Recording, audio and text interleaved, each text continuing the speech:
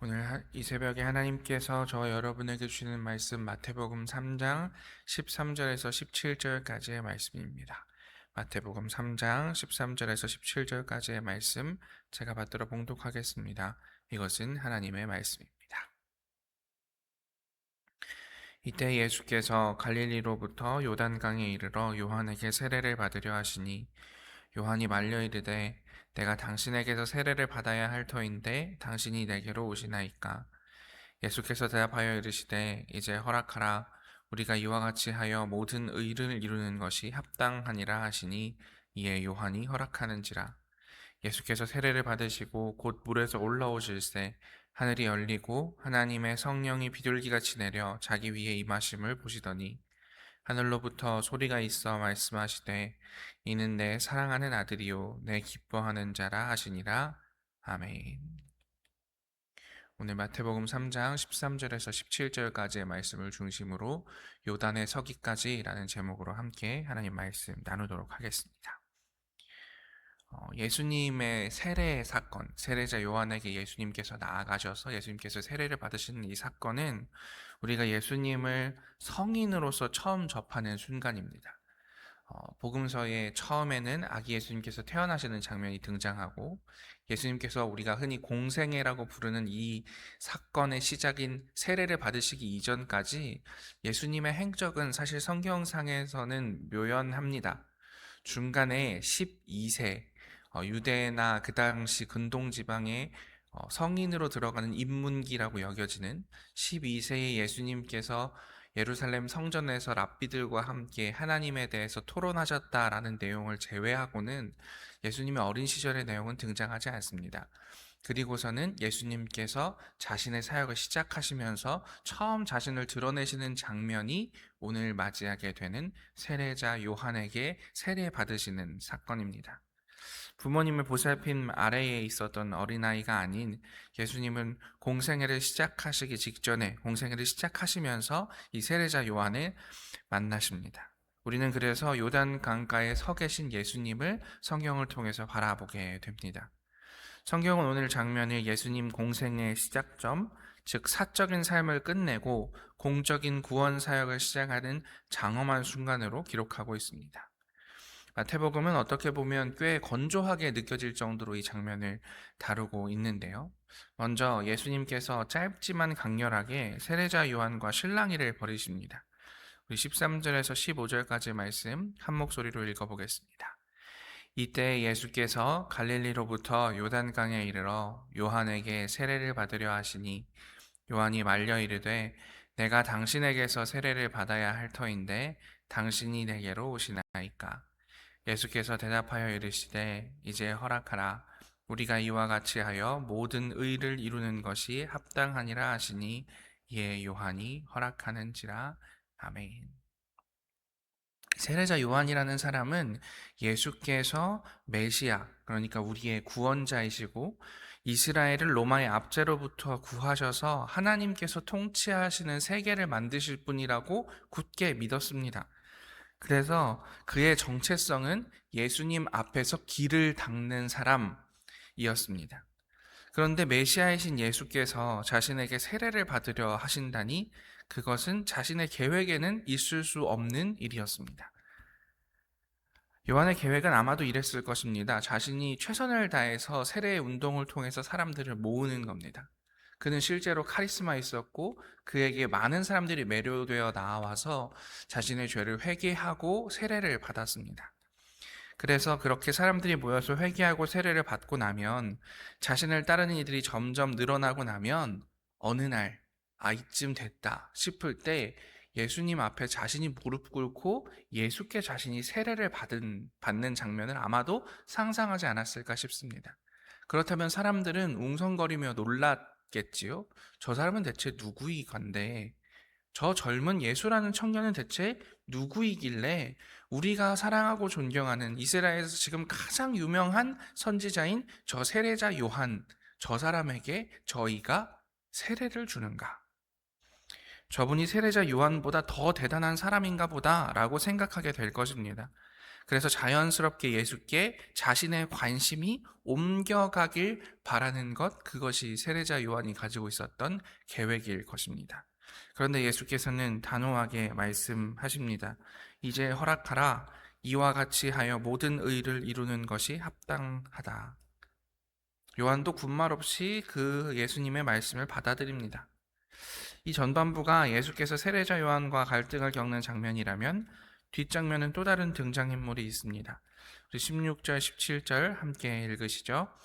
예수께서 세례를 받으시고 곧 물에서 올라오실새 하늘이 열리고 하나님의 성령이 비둘기같이 내려 자기 위에 임하심을 보시더니 하늘로부터 소리가 있어 말씀하시되 이는 내 사랑하는 아들이요 내 기뻐하는 자라 하시니라. 아멘. 네, 새로운 등장인물 성령님이십니다. 성령께서 비둘기같이 예수께서 세례받으시는 곳에 임하셨다라고 성경은 말합니다. 그리고 하나님의 음성이 들렸습니다. 이는 내 사랑하는 아들이다. 우리는 흔히 예수께서 세례받으시는 이 장면을 상상할 때 스포트라이트를 오직 두 사람에게 비춥니다. 물속에 서 있는 세례자 요한과 세례를 받으시는 예수 그리스도입니다. 그리고 조금 더 관심을 기울인다면 아마도 하늘에서 들려오는 하나님의 음성이나 비둘기 같은 성령의 임재 같은 것들일 것입니다. 이 거룩하고 신비로운 광경 앞에서 우리는 예수님의 위대하심과 신성에 압도됩니다. 그런데 정말 그것이 다일까요? 예수님께서 30살의 어른이 되어서 요단강 앞에 선다는 것, 그 자체가 어쩌면 이미 하나님의 기적일 줄도 모르겠다라고 생각해 보았습니다. 여러분, 1세기의 팔레스타인의 현실은 참혹합니다. 당시 아이들의 절반 가까이가 10살이 되기 전에 질병과 영양실조 그리고 전쟁과 폭력으로 목숨을 잃었습니다. 가난한 목수의 아들로, 심지어는 그 아버지가 누군지도 모르는 채로 태어난 예수님 역시 이 죽음의 그림자에서 예외가 아니었습니다. 게다가 예수님은 태어나자마자 헤롯 왕의 유아 학살이라는 끔찍한 정치적 폭력의 표적이 되었습니다. 그러므로 예수님께서 건강한 성인이 되어서 제 발로 요단강에 서셨다라는 것은 누군가가 그 연약한 생명을 목숨 걸고 지켜냈다라는 증거입니다. 누군가 밤잠을 설치며 아픈 아이를 간호했고, 누군가 굶주린 아이의 입에 빵을 넣어주었으며, 누군가가 칼날을 피해 아이를 품에 안고 뛰었다라는 뜻이 되겠습니다. 예수님은 홀로 성장하지 않으셨습니다. 그분은 하나님의 아들이셨지만 동시에 연약한 인간의 아기로 오셨기에 사람들의 돌봄 없이는 단 하루도 생존할 수 없었습니다. 그러니 예수께서 서 계시는 요단강에 흐르는 물은 단순히 자연의 물만이 아닐 것입니다. 그것은 예수님을 여기까지 살려낸 예수라는 청년이 30살을 맞아서 요단강에 홀로 설 수 있기까지 그를 키워낸 눈물과 땀 그리고 헌신이 모여서 만든 생명의 강물인 것입니다. 여기서 우리는 마태복음의 시작을 떠올리게 됩니다.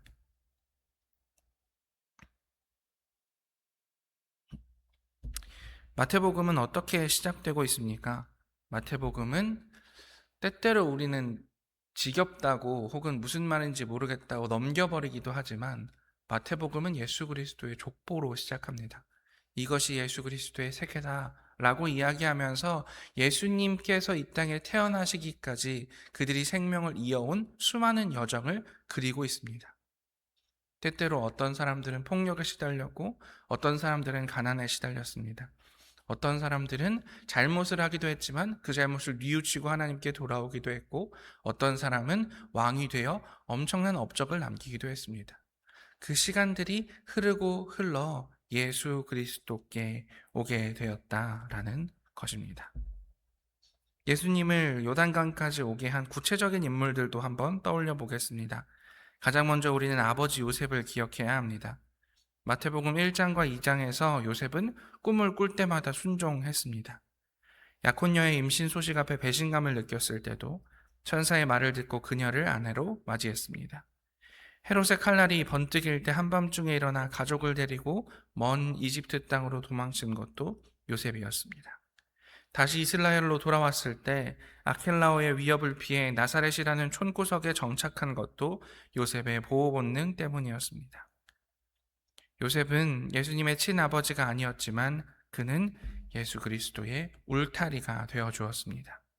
그의 기민한 판단과 헌신적인 보호가 없었다면 아기 예수께서는 요단강에 서기도 전에 역사 속에서 사라졌을지도 모르겠습니다. 요셉은 어쩌면 자신의 꿈과 인생을 접고 오직 이 아이가 하나님의 뜻대로 자라날 수 있도록 자신의 삶을 내어준 사람일지 모르겠습니다. 또한 우리는 낯선 이방인들, 동방박사들 또한 기억해야 합니다. 그들은 예수 그리스도와 혈연도 지연도 없는 타국인이었습니다. 그러나 그들은 아기 예수를 경배하기 위해 먼 길을 왔고 헤롯에게 아기의 위치를 알리지 않고 다른 길로 돌아감으로써 예수님의 생명을 지켰습니다. 그들은 제국의 명령을 어기면서까지 한 생명을 지키기 위해서 위험을 감수했습니다.